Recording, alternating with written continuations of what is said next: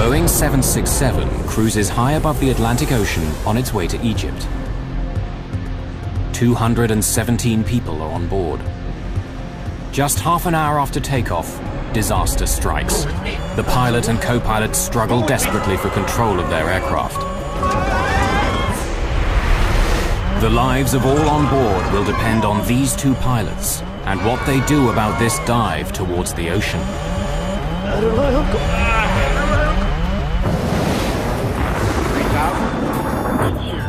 We're not getting any oxygen. We have the terrain alarm. Aero Peru 603. We are in an emergency.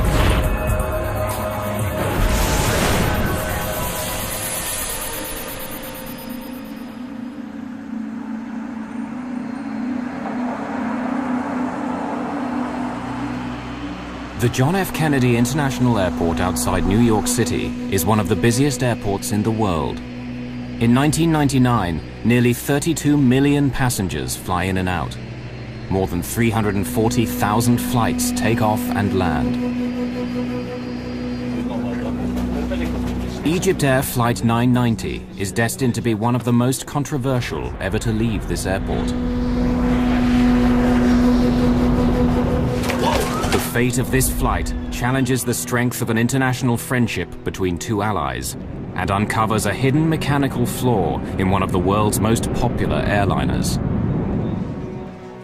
The FBI will become involved. We reviewed surveillance tapes to indicate whether or not anything unusual was loaded on that plane. Investigators in two countries developed two different theories. Was this a tragic accident or a terrible crime?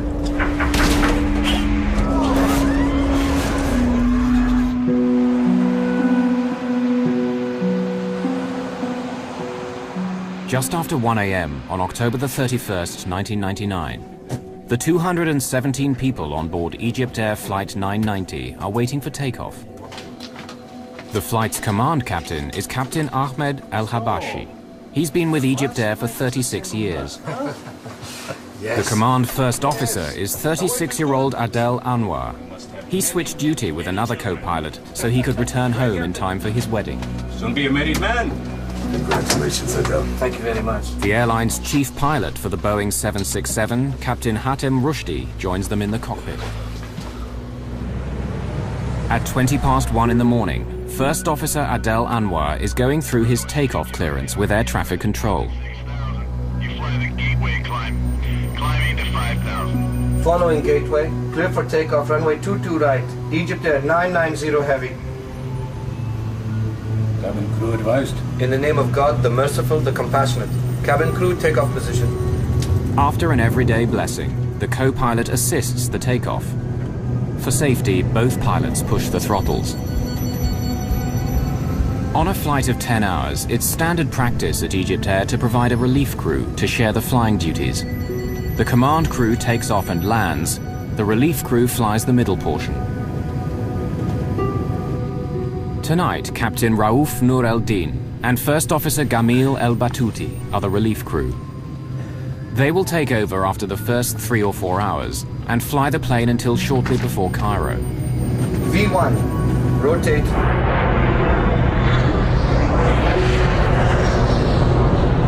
Positive rate of climb, both sides. 1,000. EgyptAir 990 heavy, contact, departure now, 125.7. 1257, bye. A large number of passengers are senior citizens from the United States, looking forward to touring the wonders of ancient Egypt. My dad and Ginny were married in 1998 on October 23rd. And to celebrate their first anniversary, they decided to take a trip to Egypt. Anita Child's parents are retired and on their way to Egypt as well. They always had great time on these tours. They traveled frequently, and so it was a pleasure trip they were looking forward to. Seeing the Holy Land especially.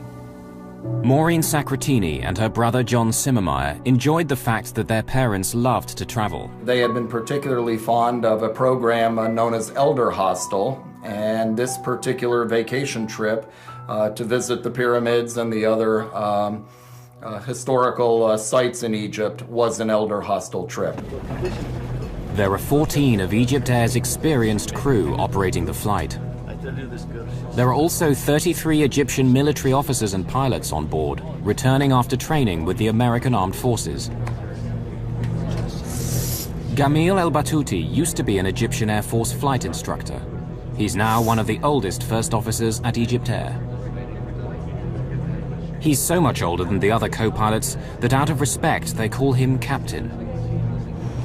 But some at EgyptAir think that Captain El-Batouti has been coasting too long on the favors of old friends.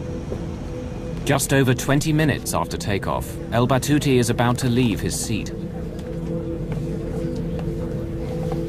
Former National Transportation Safety Board investigator Greg Phillips became an expert on the events of this flight. The relief first officer, who would have been expected to come to the cockpit somewhere during the later part of the flight, halfway or wherever he was comfortable, wherever the normal change would have been, came into the cockpit about 20 minutes after takeoff. Hello, Jimmy. How are you? How are you, sir? What's new? I slept, I swear. Just wait. Let me tell you something. I'm not going to sleep at all. I might come sit for 2 hours but and then... I slept. I slept. You mean you're not going to get up? You will get up. Go and take some rest and come back. You should have told me this. You should have told me this, Captain Gamal. You should have said, Adele... Did I even see you? I will work first. Just leave me a message. The younger first officer seems surprised that El-Batouti wants to replace him so early in the flight. And I'm not sleepy. So you take your time sleeping, and when you wake up, whenever you wake up, you come back, Captain, okay? I'll come either way. Captain. Come and work the last few hours and that's all? It's not like that. That's not the point. Look, if you want to sit here, there's no problem. I'll come back to you. I'll go get something to eat and come back, all right? Fine, fine. Look here. Why don't you go... Why don't they bring your dinner to you here, and then I'll go sleep, okay? That's good. Okay, with your permission, Captain. And with that, El-Batouti leaves to get his meal.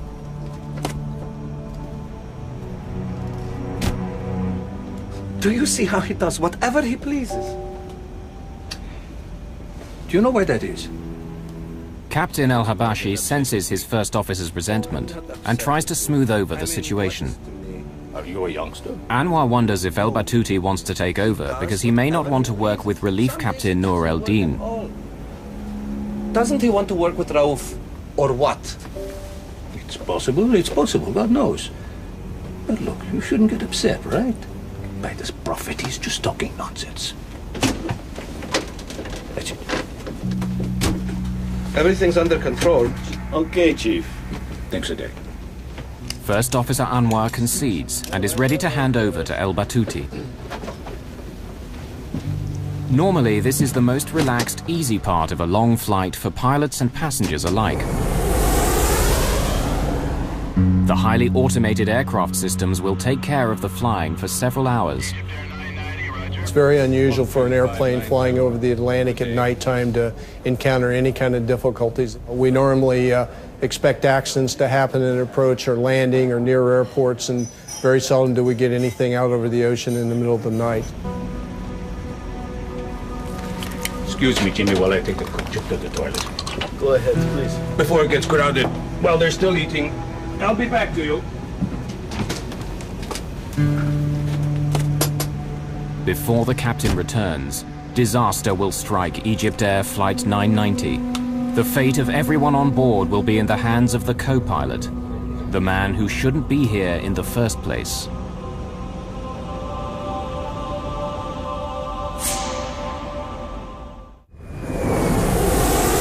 On a Boeing 767 bound for Cairo, EgyptAir's Flight 990 appears to be cruising smoothly over the Atlantic.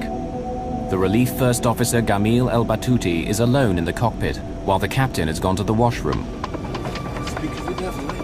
But then the plane dips, plunging down. The nose pitches down, creating zero-G, weightlessness, throughout the aircraft. This airplane basically started at 1G, which is what we'd expect for level cruise flight. As you push the nose down, as if you would be cresting the top of a hill in a car at a high speed that drops away, you'd feel the airplane fall away from you. and you would start to feel a little light in the seat, and as the dive progressed, you would feel a little bit lighter yet. I rely on God. Whatever the first officer is intending, he says nothing except this phrase again and again. Captain El-Habashi fights the disorientation of zero gravity, desperately trying to return to the cockpit.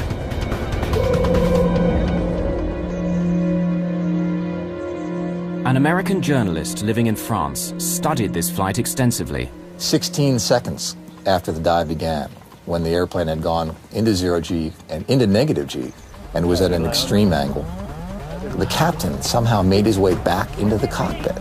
How he did that physically, I will never know. Warning signals indicate the dive is exceeding the maximum speed allowed for the plane, taking them to 99% of the speed of sound.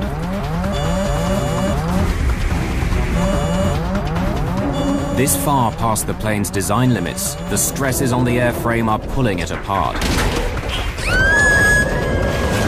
What's happening? Captain El-Habashi pulls back hard on his control column.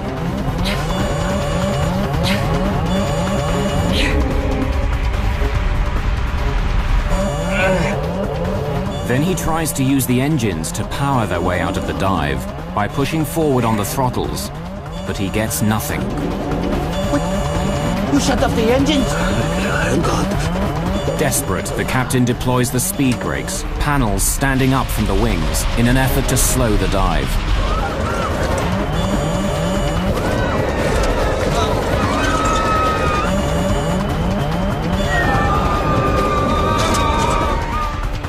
The dive is slowing, back from the brink of the sound barrier. The dive goes on, but the nose is coming up. In just seconds, they go from 0 G to double the force of gravity. Captain El-Habashi struggles to level the plane and pulls back hard on the control column.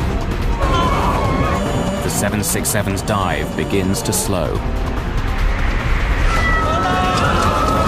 Hold me!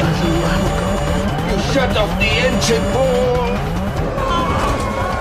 In seconds, the engines stop and the power goes off, plunging the aircraft into darkness. Here, the cockpit voice recorder and the flight data recorder stop. No one knows what happened in the plane during the next 2 minutes, but radar tracks its path. The plane is climbing again. Up from about 5,000 meters to over 7,500 meters as the aircraft structure is weakened by the stresses of abnormal speeds and maneuvers. Then the aircraft falls into another terrifying dive. Stressed beyond endurance, the left engine is ripped from the plane.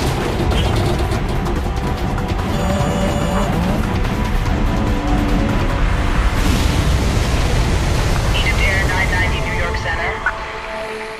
EgyptAir 990, if you copy... At 1:52 a.m., Flight 990 disappears from radar screens, crashing into the surface of the Atlantic Ocean, some 100 kilometers off the American coast. Coast Guard search and rescue get a call at 2:15 a.m. A plane has disappeared, and Coast Guard vessels are called to the scene. The U.S. Merchant Marine training vessel King's Pointer is first to arrive. Just as the day was dawning, we noticed oil in the water. And that was the first indication, so we turned the ship around back into the oil, and about as soon as we turned around, we started seeing debris rise up to the surface. In Heliopolis, a Cairo suburb, Captain El-Habashi's daughter can only guess what her father went through. Can you imagine if you have a beloved one, a father, a daughter, or a brother, facing all the horrors of finding himself falling from 36,000 feet suddenly, trying to save his life, his colleagues' lives, the people, the passengers. In a home in Maryland, a sleepy Sunday morning takes a tragic turn. I had woken up for some reason at 5:30 in the morning, and we were flipping on the TV to check the weather, and we were deciding what mass we were going to be going to. It was Sunday. And immediately on CNN, they had Flight 990 missing, and I was in total shock. I ran down to my refrigerator where I had my parents' itinerary, and I ripped it off and just started sobbing uncontrollably. I was screaming. I didn't know what to do. We located a significant debris field, and that we have concentrated our search efforts since then on about a 36 square mile of area, about 50 miles south of Nantucket. At the end of October, the waters of the North Atlantic are so cold that normal life expectancy is about 5 to 6 hours. In Cairo, Relief Captain Raouf Nur el-Din's daughter May clung to hope for her father. I was talking to myself, trying to convince myself that my father was not on this plane, and if he's on this plane, he will be safe, because my father was an Air Force pilot. He had a very good experience, and I thought maybe if the plane crashed, he will be able to, you know, to be in a safe place and to swim and to go to any land. At the crash site, all that's left is pieces. Within hours, authorities know there's little hope for survivors. We believe at this point that it is in everyone's best interest to no longer expect that we will find survivors in this case. Egyptian President Hosni Mubarak reaches out to a stricken nation. This is the worst air crash in Egypt's history. Really, I was shocked. It's a big tragedy for us. And I give my condolences to all the passengers, to the families of the crews who have been lost in this tragedy. And I have contact with President Clinton and others that he sees. And he's giving good support for trying to find, investigate, see what was the reason. The American president would answer his ally with a commitment. And I spoke earlier with President Mubarak of Egypt today to express my condolences and assure him that we would be working together closely until this matter is resolved. We do not know what caused this tragedy. In northern Indiana, music historian Jim Brokaw learned what happened to his father and stepmother. One of the many things that I felt on that first horrible morning was the sense that people all over the world were confronting the same horrible circumstances that I was, and had the same sense of helplessness and disorientation that I did. Shocked and grieving, relatives arrive at Newport, Rhode Island. They will seek answers and share comfort.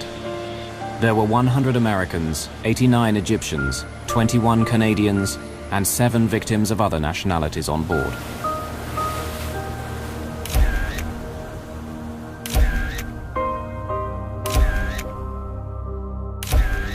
They're all asking, what caused this tragedy? Teams of investigators will pursue that question for years to come. We are beginning what may be a long investigation, and we are prepared to do what it takes to find the answers to the questions we are seeking. In Washington, Greg Phillips from the National Transportation Safety Board leads the investigation into this crash. From the very beginning, we realized it was a very difficult case. The airplane was in cruise, nighttime, out over the ocean, and when it went into the ocean, there was just a little bit of floating debris, but we had to recover the airplane from the bottom of the ocean to begin the investigation. The job of finding the black boxes would be difficult. The water is about 70 meters deep, and the tremendous force of the crash has smashed the locator beacons off the boxes. In this case, both the underwater locators, which are called pingers, which help us locate the boxes underwater, were detached. So we had an extra difficult job in trying to find the actual boxes where the recording material was contained. 9 days after the crash, the US Navy's unmanned submarine Deep Drone recovers the first of the 2 black boxes, the flight data recorder, which stores information about what the aircraft and its systems were doing. 4 days later, the second black box, the cockpit voice recorder, lands on the deck and is carefully transported to the NTSB laboratories. The cockpit voice recorder captures all sounds in the cockpit for the last 30 minutes of the flight.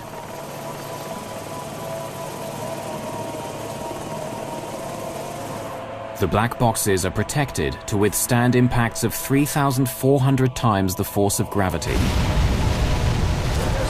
The recovery of the cockpit voice recorder provided a gripping and bewildering picture of the last minutes of a disaster. Here, investigators hope, is the key to unlock the mystery of Flight 990. Translating the Arabic spoken in the cockpit is a top priority at NTSB headquarters. The cockpit voice recorder was good quality. It was easily usable and translatable by the investigation team. The cockpit voice recorder is always just a piece of the investigation that fits many other pieces of a puzzle. It goes along with the flight data, recorded data, examination of the wreckage, and all the other aspects of an investigation. On major investigations like the crash of EgyptAir 990, the NTSB works routinely with the FBI. The physical evidence has to be managed in case it's needed in court. Former FBI Assistant Director Lou Shaliro is a veteran investigator and no stranger to air crashes. By the time EgyptAir occurred, we were fairly adept at looking at airline disasters, particularly with the view of developing whether or not a terrorist incident or a criminal act had occurred. The FBI checked for evidence of bombs, terrorists, or terrorist targets on the flight. Trying to determine luggage against the passenger list and whether or not there was anything unusual in the manifest, whether or not the people that loaded the plane could recall anything that would have caused them concern. We reviewed surveillance tapes to indicate whether or not anything unusual was loaded on that plane. We had no evidence at all of any explosive device on board EgyptAir that night. At the NTSB, American investigators found no fault in the aircraft from studying the flight data recorder. But Egypt's members of the investigation team insisted that not all the evidence was in. Much of the wreckage was still in storage on Rhode Island. They hope the cause of the crash can be found here.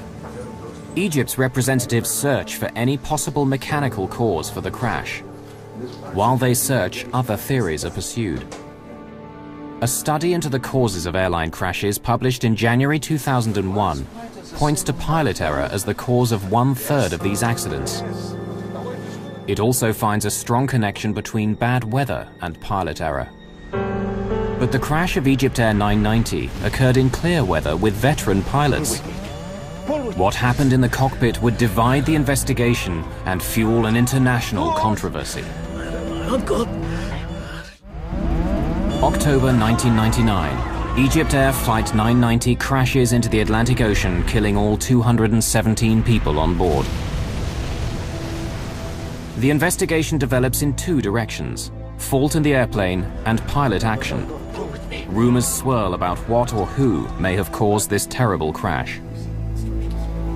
One of the key questions: why was the relief first officer in the cockpit hours earlier than expected? He was supposed to replace Adel Anwar much later in the flight. But in Cairo, Adel Anwar's older brother Tarak has no problem with Adel being replaced in the cockpit. Suppose I am with one of my friends and we are traveling in a car and he asks me if he can drive instead of me. Is this going to be a problem? For example, if Adel didn't get enough sleep and Captain Jamil told him, "Let me fly the plane instead of you and you go rest," there is no problem with that. When the actions in the cockpit are put together with the voices recorded, a timeline emerges that indicates a series of initially bewildering decisions. I'll be back to you. The timeline reveals that after Captain El-Habashi leaves the cockpit, there's a series of sounds whose meaning can only be guessed at. Control it. And then the relief first officer disconnects the autopilot. I rely on God. Released from the autopilot's control, the plane starts to descend, rolling to the left. Egypt's experts described El Batuti's decision to shut off the autopilot as a possible reaction to an unusual movement of the aircraft, prompting him to take manual control. However, the leader of the NTSB investigation disagrees. We found no reason for the autopilot to be disconnected by a fault or failure in the airplane. Normally, all aircraft movements are meant to keep passengers comfortable, as though they were on the ground. After switching off the autopilot, El Battuti pushes his control column forward, lowering the elevator panels. So the flight data recorder indicates to the NTSB. Then he pulls the throttles back, reducing engine power. This causes the plane to dive. Egypt's investigators say El Battuti was not trying to crash the plane, and there may have been an elevator failure which he could not overcome. Strangely, there is no discussion of a problem on the cockpit tape. When the captain made his way back to the cockpit, he asked the first officer what was going on and never received a response. As former director of aviation safety, Bernard Loeb oversaw all air crash investigations at the NTSB. It is well understood that in a cockpit, a jet transport cockpit of virtually any airline in the world, when a captain comes in and asks a question, the first officer will respond. When the captain asked his questions, Battuti did not respond. Fighting the dive, pulling his column back all the way, the captain cannot gain complete control of the elevator, so he tries the throttles to power out of the dive. He was unaware that seconds earlier the first officer had shut off the fuel to the engines. Egypt's experts say that El Battuti may have been acting out of caution. The flight data show that a low oil pressure warning appeared. That can mean the engines have flamed out. The captain may have then ordered the fuel to the engines shut off as part of the procedure for restarting the engines. Shut the engines! It's shut! The NTSB consider this possible scenario as well. The engines shut off on a two-engine airplane at night over the water. We couldn't understand any reason why any emergency could cause you to shut all the power off available to the airplane when you're heading away from the nearest airport. Foremost among the Egyptian investigators' scenarios was a tragic elevator failure. In Washington, at the National Transportation Safety Board, analysis of the flight data recorder indicates that Captain El-Habashi was pulling back on his column to make the plane climb, while First Officer El Battuti appears to be pushing forward on his column, making the plane go down.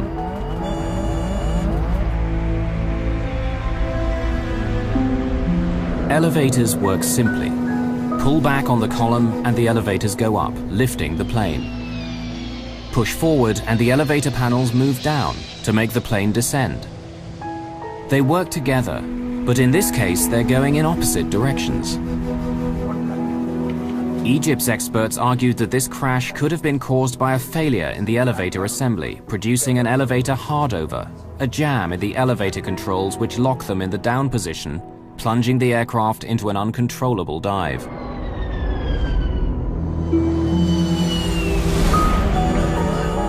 They stated that First Officer El Battuti was working to regain control of the elevators, and added that he and Captain El-Habashi were working together. If there had been an elevator failure, it could explain the First Officer's unusual performance in the cockpit. Supporting evidence is found when analyzing fragments of the wreckage in the hangar at Rhode Island. Here, investigators made a remarkable discovery: 3 unusually sheared rivets. These tiny parts play an important role in the Boeing 767 elevator assembly. Egypt's consulting experts determined that the scratches in the metal surfaces of these rivets showed that they were sheared off in 2 different directions. One direction could be attributed to the crash. The second could indicate that the break occurred before the crash, and so may have indicated a jam in the elevators. Egypt's experts drew this to the attention of the Federal Aviation Administration, America's civil aviation regulator. Alarmed by the potential risks, the FAA ordered all bell crank rivets to be inspected on every Boeing 767 in operation around the world. The inspections uncovered 136 sheared rivets, and 34 aircraft were grounded until the fault was fixed. the FAA said the problem could result in loss of controllability of the airplane. Egypt's investigators had uncovered a credible-sounding scenario, that the sheared rivets in the elevator assembly of the Boeing 767 indicated a jam that could have caused an elevator hardover that the pilots could not overcome. NTSB investigator Greg Phillips disagreed. Those are by design for the Boeing 767. The controls can be split. They're designed that way in case one of the surfaces, the control surfaces, fails, so that whoever is still in control of the airplane or can control the airplane with a failed elevator.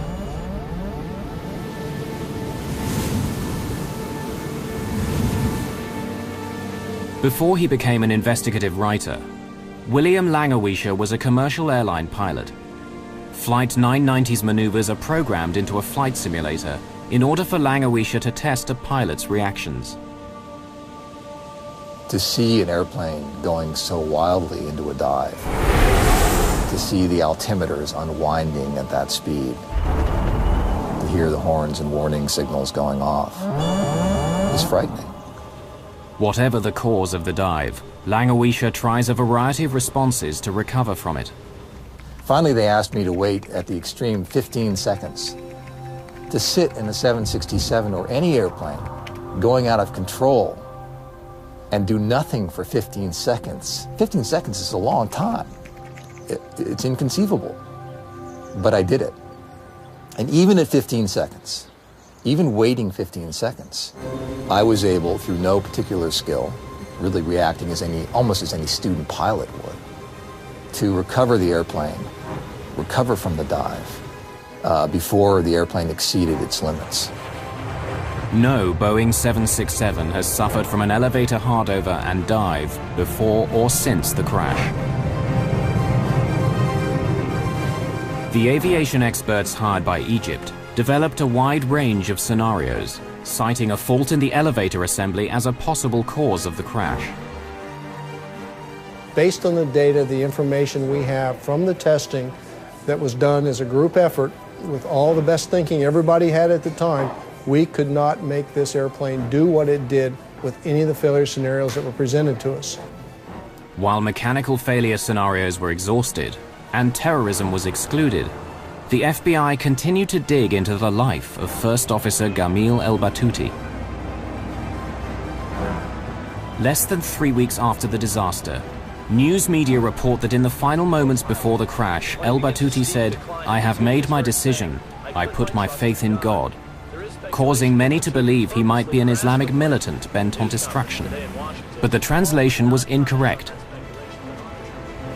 From our initial review of Batouti's background, he was a fairly religious person, but I don't think we had anything to determine that his religious beliefs were radical or beyond what would have been a normal religious person. What had Batouti said? And what does it mean? Egyptian professor Amin Bonar teaches Arabic at Georgetown University in Washington. Tawakkaltu means I depend, I rely, I trust, and Allah on, and Allah is God. Oh, tawakkaltu ala Allah, on God I rely, I depend in whatever I'm going to be embarking on. People use it when they start a trip, when they start driving, going back home, you say tawakkaltu ala Allah. When you have an exam, you begin by saying tawakkaltu ala Allah. It's a very positive phrase. So it's not the kind of phrase that anyone would be using before they commit a crime or before they commit suicide. To say this common phrase once was normal, but El-Batouti repeated it 11 times. What's happening? I expect that Captain Batouti would say, there is a fire in the engines, something stopped, I can see something's hitting the plane, anything like that. But he go on endlessly saying, Tawakkaltu ala Allah. This is not logic. For the El-Batouti family, their grief would be compounded by the need to defend their father's honor. When he died, the one thing we had to reassure us was that he had died honorably. And now they're trying to take that away from us.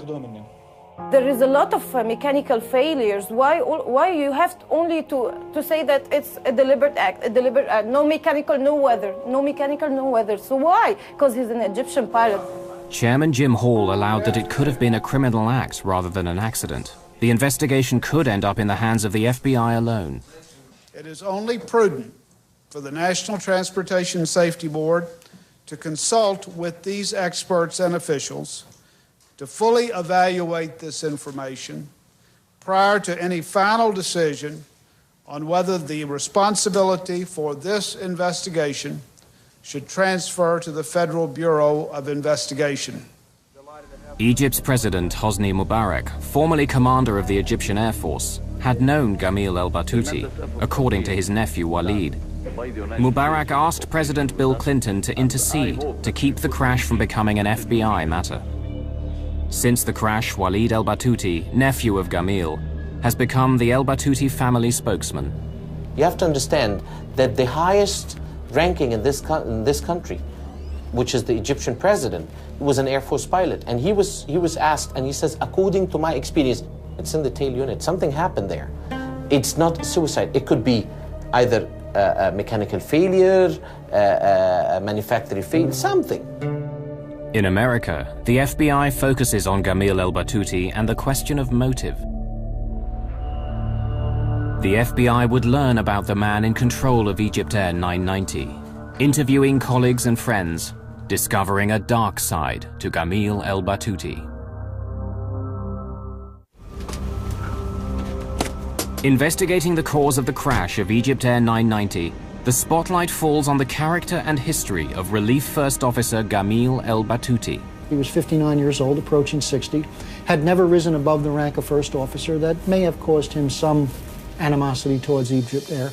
Had some personal issues in his own life, in terms of financial, some issues in terms of his family members being sick, needing medical attention. They've used the daughter in the accusation as they said she was sick, and that's why maybe he committed suicide. Before we go to this, I will give you the reason. First, the doctors have already, on that particular flight, have already told them that your daughter is going positive with the medication and everything is going fine, and he was extremely happy. He was so excited to come back. Gamil el-Batouti was bringing her medical records back that night, among other things. Okay, he bought tires for his son, and an argument went on the phone between him and his son. My father called me to come to the airport because he could not carry all 4 tires himself. He says, listen, I carry your tires all the way from the States. You don't want to come and carry it from the airport? It's a very natural thing. A man is going to commit suicide. Why would he do this? In New York, the FBI continued their investigation at the Hotel Pennsylvania, where EgyptAir had a block booking of about 50 rooms for their crews.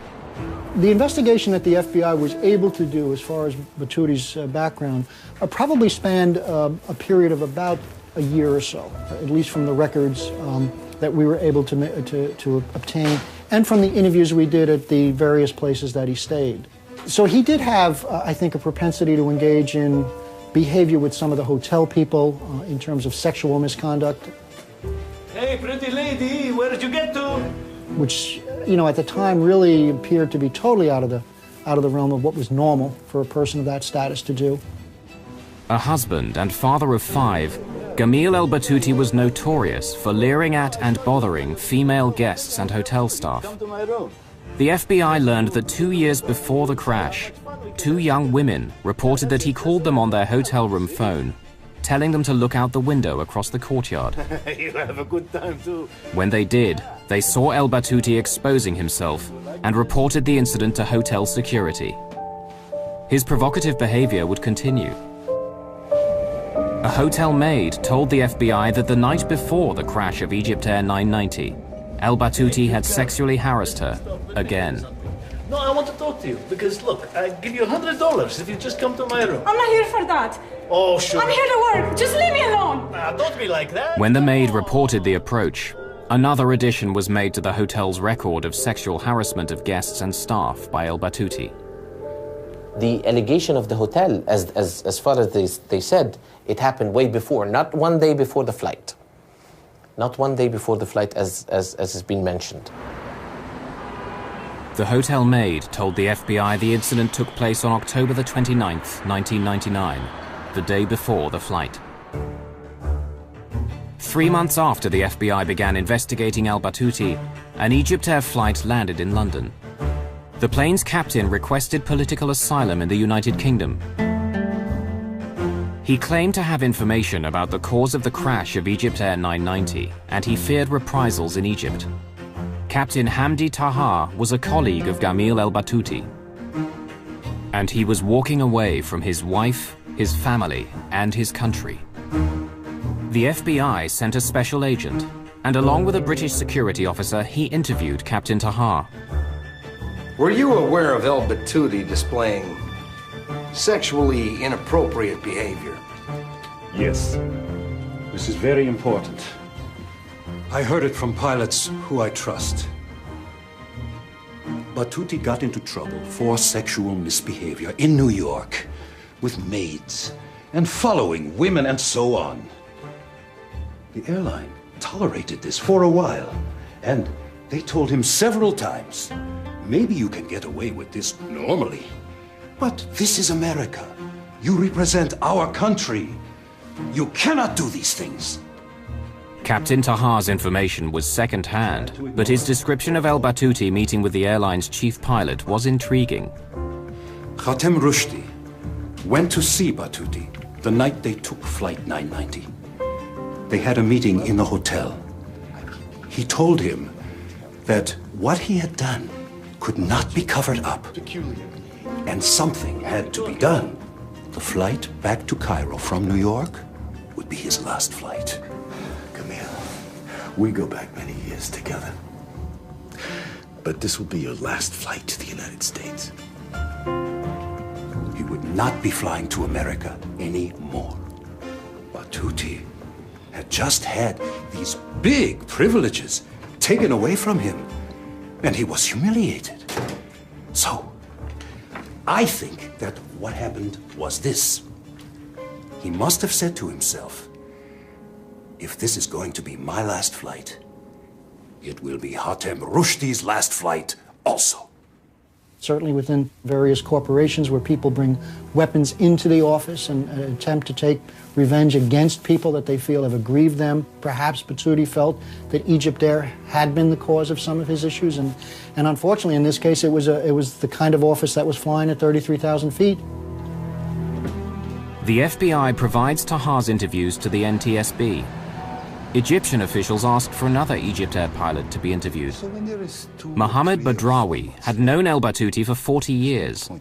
Interviewed at the NTSB, he described discussing with Captain Rushdie what to do about el-Batouti's behavior. Do you know if Khatem Rushdie was aware of the situation with Batouti? Well, of course he knew. But he pretended not to know, I think, because Khatem Rushdie is the chief pilot. Badrawi confirms that Khatem Rushdie is upset about el-Batouti's harassment of women at the hotel. So Badrawi takes Rushdie's concerns to his old friend. And if he didn't listen to you, what did you tell him was going to happen? Nothing much, really. You see, he was on his way out. We don't normally touch people when they're approaching 60. I know. I'm not saying that you are doing something wrong. They are saying that you're doing something wrong. Well, I know you are my friend. We have a little patience, and then they're out. Badrawi would ask Rushdie to be patient with his old friend, considering that el-Batouti only had 3 months to go before retirement. We've been in the Air Force for 40 years. All he needs is a few more months. Badrawi's interview confirmed that Rushdie did believe el-Batouti's behavior had to be dealt with, and he denied Taha's claim of a meeting between the two on the night of the crash. But Captain Taha was not done. He had another compelling story to add.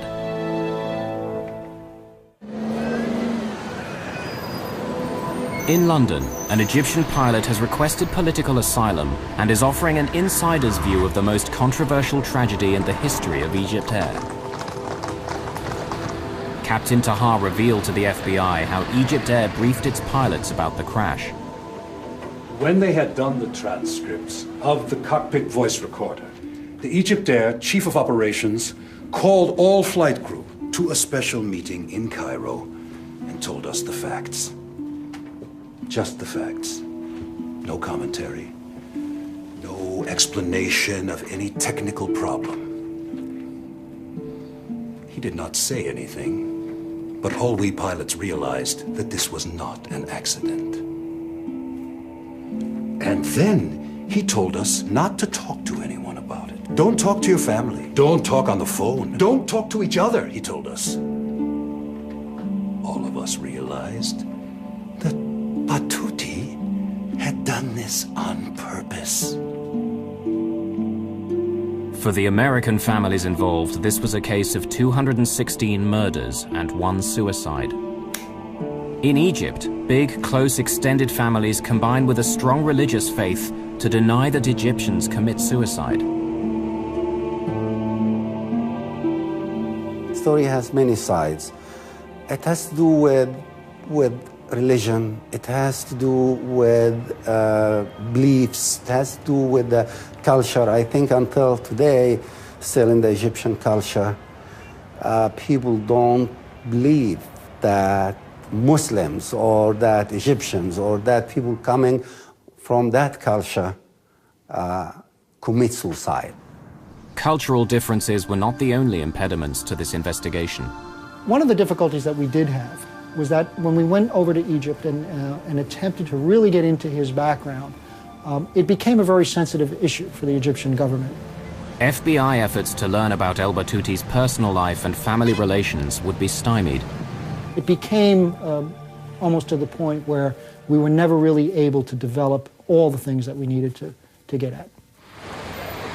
Finally, on March the 21st, 2002, after a nearly $10 million investigation over 2 years and 5 months, the NTSB publishes its report and determines that the probable cause of the EgyptAir Flight 990 accident is the airplane's departure from normal cruise flight and subsequent impact with the Atlantic Ocean as a result of the Relief First Officer's flight control inputs. The Egyptian Civil Aviation Authority responded angrily, and their response read in part, "It is obvious that the NTSB has not done the type of professional accident investigation expected by the Egyptian government." The NTSB's former director of aviation safety takes exception to the Egyptian view. What was unprofessional was the insistence by the Egyptians, in the face of irrefutable evidence to anyone who knows anything about investigating airplane accidents and who knows anything about aerodynamics in airplanes, was the fact that this airplane was intentionally flown into the ocean. No scenario that the Egyptians came up with, or that we came up with, in which there were some sort of mechanical failure in the elevator control system would either match the flight profile or was a situation in which the airplane was not recoverable. Like many of his countrymen, the loyal nephew cannot believe his uncle Gamil was a mass murderer. This is a simple plane crash. It was put and made like this for no reason. It shows that it's a cover-up. Greg Phillips takes pride in having thoroughly investigated every lead and every scenario. When we sign on to be accident investigators, we do it with the idea that we're going to keep the next one from happening, not to cover up one that did because of whatever reason may be given to us. I've never known that to happen. I've never even known it to come close to happening. There continue to be differing perspectives on the crash of EgyptAir Flight 990, and unanswered questions remain for broken and damaged families. For many of them, answers to how and why this plane crashed will forever be a painful mystery.